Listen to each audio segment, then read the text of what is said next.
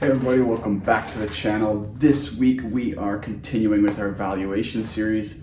Now, we're not doing exactly what you think and moving on to a new method just yet. We're sticking with income-based valuation methods and we're continuing with the DCF model. And the reason is that it's a very central model in the finance world. So we're going to take a little bit more of an in-depth view, look exactly how to calculate everything. I've got a pretty nice tutorial in there with Excel showing you how to calculate each step, including free cash flows, finding the terminal value, and finding the weighted average cost of capital.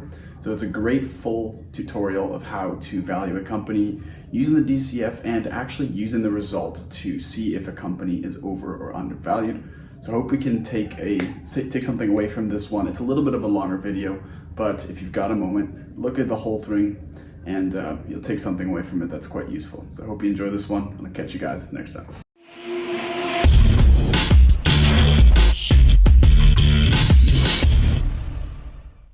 Hello everyone, welcome back to DCF Valuation, and we're going to do this step by step and in more detail since it's a pretty important valuation method.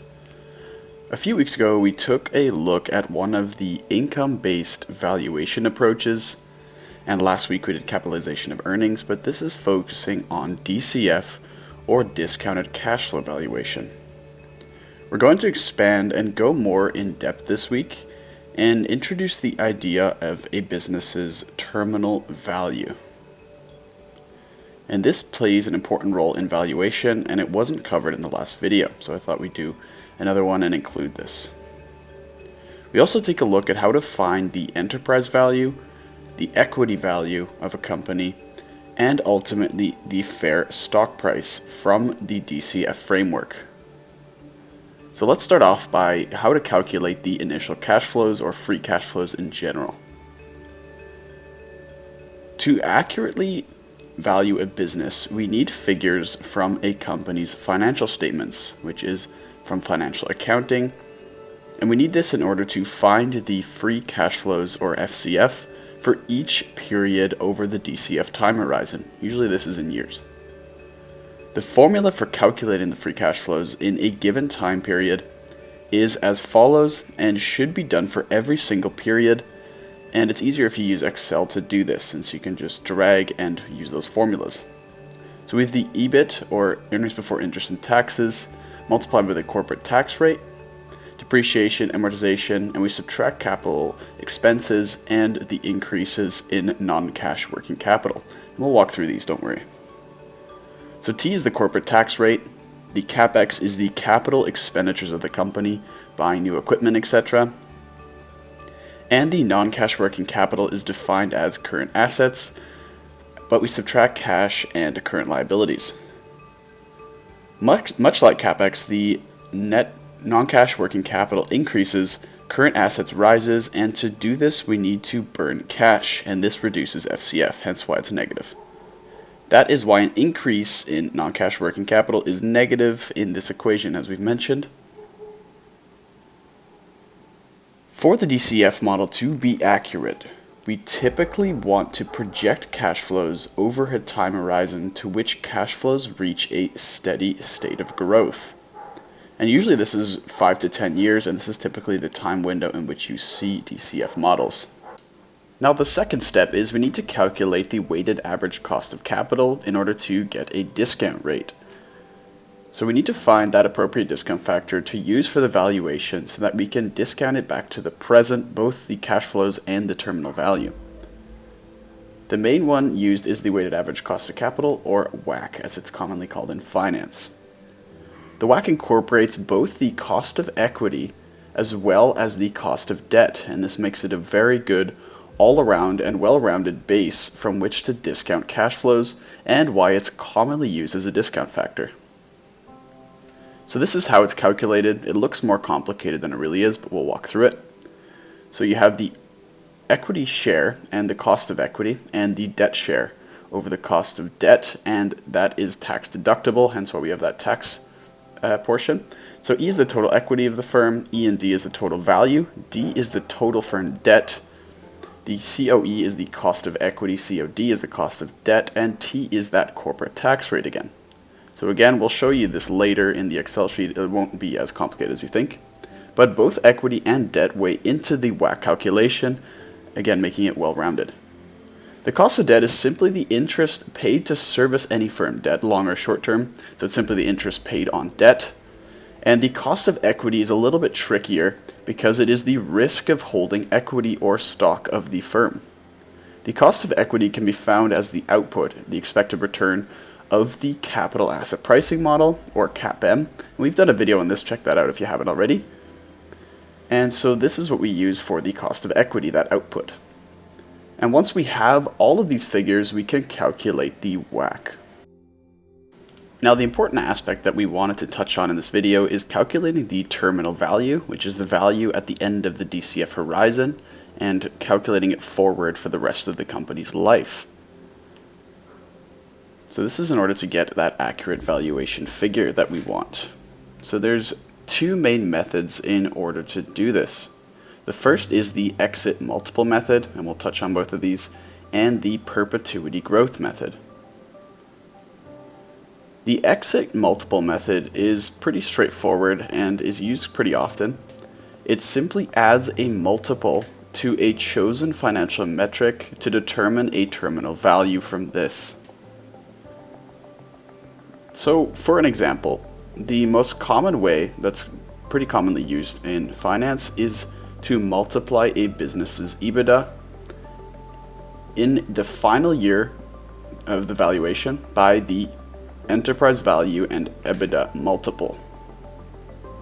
So multiplying these two together gives that terminal value.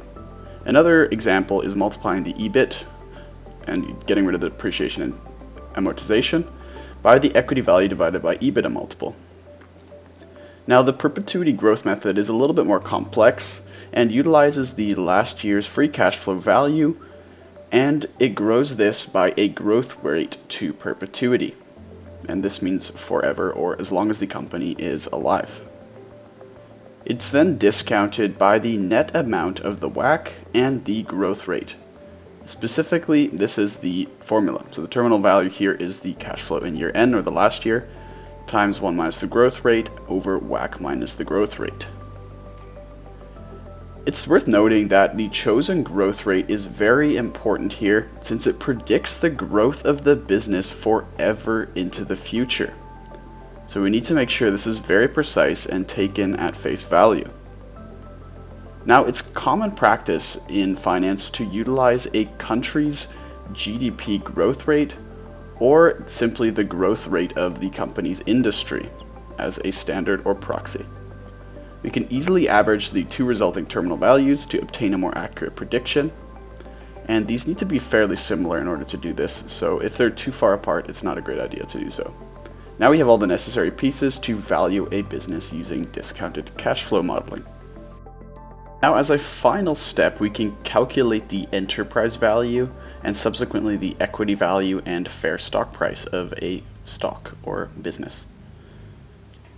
So the last step of a DCF valuation is calculating the enterprise value. The general formula for EV in general is the equity value minus cash plus debt. And we're not going to use this here, however, but we want to find the enterprise value using the discounted cash flows. So we need to discount all the free cash flows for each period over the entire valuation time horizon of the DCF, and also discount the terminal value to the present. And this is just that value in the last year. Next, we want to sum all of the discounted cash flows and the discounted terminal value, and the result of this sum is then the company's enterprise value.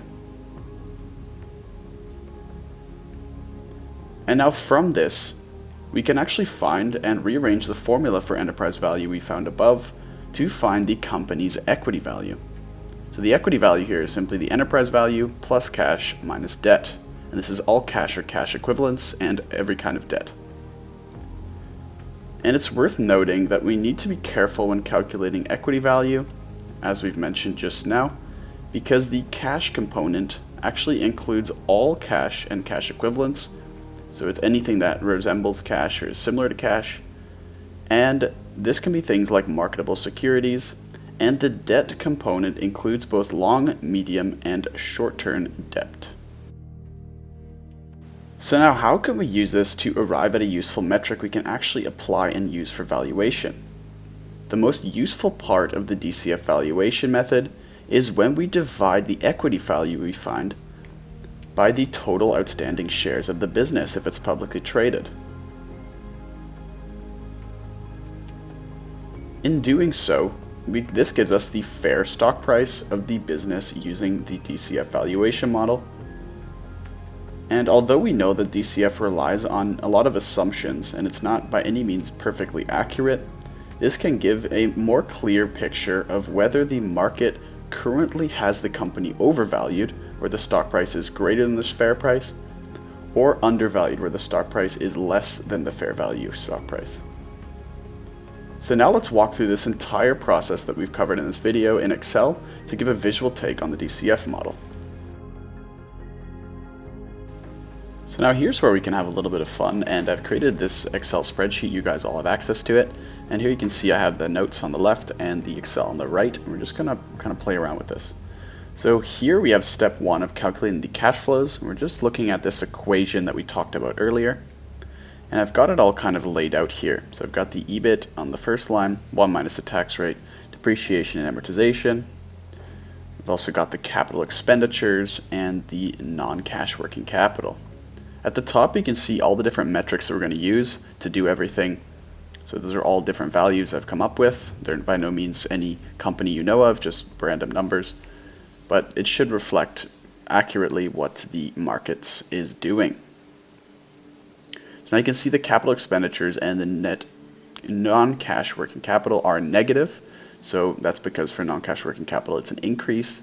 And capital expenditures are always negative if we spend money on it. So here we're calculating it, multiplying EBIT by 1 minus the tax rate, which I've already calculated in that cell. And we're adding depreciation and amortization to that. We're adding the capital expenditures. I did a negative here by accident, and then I changed it to a positive just because it's already negative. And we also add the non-cash working capital to this. And this should give us the value for the free cash flow in that period. Now it's important that we need to do this for every period, so I drag it along, and that gives us the cash flow all the way along the 10-year period here for the DCF. I've chosen a 10-year period here. So now we have the free cash flows, and we can move on to step 2. And we do have a negative cash flow in year 6. This might affect it a little bit. Again, you can play around with these numbers. You have access to this. You can even do it for a real company if you like and see what you get. So for the cost of equity, we're going to use the CAPM formula here, which we've covered in a previous video. So what we're going to do is use the risk-free rate, and we're going to add that to the beta, or the risk of this business, which I've chosen at 1.3, so 30% more risky than the market. And then we're going to multiply this by the market return, which I've chosen to be 8%. You can see that again in the valuation metrics section. And we're going to subtract the risk-free rate from that to get the cost of equity. So 9.8% is the cost of equity here. Now, next what we want to do is we want to calculate the weighted average cost of capital. And we've covered this formula. It looks a little complicated, but I've broken it down here to make it a bit easier for you. So we've got here the E plus D, which is the total firm value, and all we're doing is adding the total value of equity and the total value of debt, which again is in the valuation metrics section. It's in millions of dollars, so it's 1.6 billion and 1 billion for debt. So that gives us a total value of the firm for 2.6 billion. Now we're doing the equity share, so we want to divide equity by the total firm value and the debt share of the firm, which is doing the same thing but for debt. And this is a percentage because it's the percentage of the total firm value that is either equity or debt. And finally, we're doing the cost of debt multiplied by 1 minus the tax rate. So this is that last part of that WACC formula. So we're doing the cost of debt with this 4% and multiplying that by 1 minus that 30% tax rate, which gives us 0.7. And there we go. So the cost of debt is 0.03 or 3%. I should have put that in percentage terms, my bad.